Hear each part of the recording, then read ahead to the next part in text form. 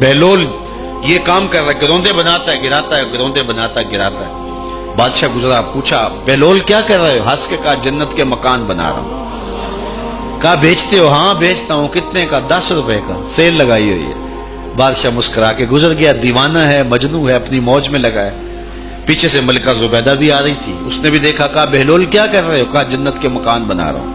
کہا بیچتے ہو؟ ہاں 10 روپے کا بیچتا ہوں۔ 10 روپے بادشاہوں کے لیے کیا ہوتے ہیں؟ 10 درہم نکالے، اس کو دیا، اس نے دریائے دجلہ میں پھینک دیا۔ فقیر اتنی دیر تک فقیر نہیں بنتا۔ داتا صاحب فرماتے جب تک مٹی کا ڈھیلا اور سونے کی ڈلی اس کی نظر میں برابر نہیں ہو جاتا۔ اور ایک مکان کے گرد، ایک وہ گروندے کے گرد دائرہ لگایا، کہا یہ تیرا ہوا۔ ملکہ گزر گئی، بادشاہ بھی چلا گیا۔ شام کو اپنے محل میں پہنچے، بادشاہ سویا، منظر جاگا کہ حشر کا دن ہے، پھر جنت کا منظر ہے، جنت میں بڑے بڑے خوبصورت مکان ہیں۔ ایک مکان تو بڑا ہی اچھا لگا، تو جی چاہا کہ اس مکان کو دیکھوں۔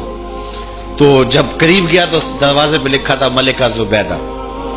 شوق سے آگے بڑھا تو دربان نے روک دیا، کہا یہ ملکہ کا ہے۔ کہا وہ میری ہی ملکہ ہے۔ کہا دنیا کے ضابطے اور ہیں، آخرت کے ضابطے اور ہیں۔ بادشاہ کی آنکھ کھل گئی، بے چین ہو گیا، ملکہ کو بیدار کیا، کہا تو کون سا نیک عمل کیا ہے؟ میں نے جنت میں تیرا یوں مال دیکھا ہے۔ ملکہ کہنے لگی وہی معمول کی نمازیں، وہی سب کچھ، کوئی نیا کام تو میں نے کیا نہیں۔ ہاں یاد آیا، کل گزر رہی تھی، دجلہ کا کنارہ تھا، وہ جسے لوگ مجذوب کہتے ہیں، وہ جو دیوانہ کہلاتا ہے، وہ بہلول، وہ جنت کے محل کہتا تھا وہ بنا رہا تھا۔ میں نے کہا چلو کوئی بات نہیں، فقیر ہے، 10 روپے کیا ہوتے ہیں؟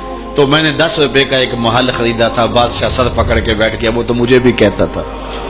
میں دیوانے کی بات سمجھ کے گزر گیا۔ اگلے دن بادشاہ قصدن گزرا۔ جب قصدن گزرا نا تو دل دھڑک رہا تھا کہ کہیں مجذوب پھر آج مل جائے اور اسی موج میں ہو تو کام بن جائے۔ دیکھا تو بہلول وہاں بیٹھا ہوا ہے، آگے بڑھ کے دیکھا تو کام بھی وہی۔ بادشاہ پھر رک گیا، پوچھا بہلول کیا کر رہے ہو؟ اب دل دھڑک رہا تھا کہ مجذوب ہے، کوئی اور بات کہہ دے تو چلو اچھا ہو کہ وہی جواب دے دے۔ اس نے وہی جواب دیا، جنت کے محل بنا رہا ہوں۔ بادشاہ کا کچھ دل ٹھہرا، پھر کہا اچھا بیچتے بھی ہو؟ ہاں ہاں بیچنے کے لیے بنا رہا ہوں۔ بادشاہ ادھر جیب میں ہاتھ ڈال رہا ہے اور ادھر پوچھ رہا ہے کتنے کا؟ کہا آدھی حکومت لگے گی۔ کہا کل تو 10 روپے کے بتا رہے تھے۔ کہا کل تم نے دیکھا نہیں تھا، آج سودا دیکھ کے لے رہے ہو۔ اللہ تعالیٰ ارشاد فرماتا ہے انما تنذر من اتبع ذکر وخشی الرحمن بالغیب، جو ان ڈٹھے سودے کرتے ہیں، جو بغیر دیکھ کے کرتے ہیں۔ اچھا چلو ایک خوشخبری میں آپ کو بھی سناؤں، اور وہ خوشخبری رسول اللہ کی زبان سے۔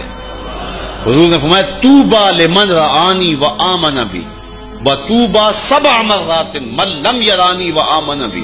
فرمایا صحابہ تمہیں مبارک ہو ایمان کی کہ تم نے مجھے دیکھا اور میرے اوپر ایمان لائے، اور کہا انہیں 7 مبارکیں ہوں جنہوں نے مجھے دیکھا بھی نہیں ہوگا اور پھر بھی ایمان لائیں۔